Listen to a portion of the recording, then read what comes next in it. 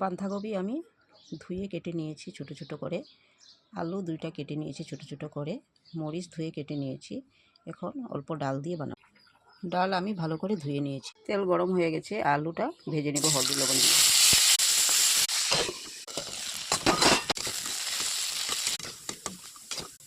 আলু ভাজি হয়ে গেছে, নামিয়ে নেব। তেল গরম হয়ে গেছে, তেজপাতা ডাল কাঁচামরিচ, অল্প জল, লবণ দিয়ে দেব। বাঁধাকপি দিয়ে নেড়ে দেব।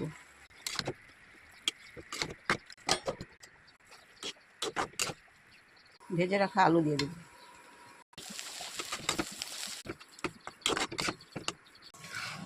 বাঁধাকপি ভাজিটা আমার হয়ে গেছে, নামিয়ে নেব।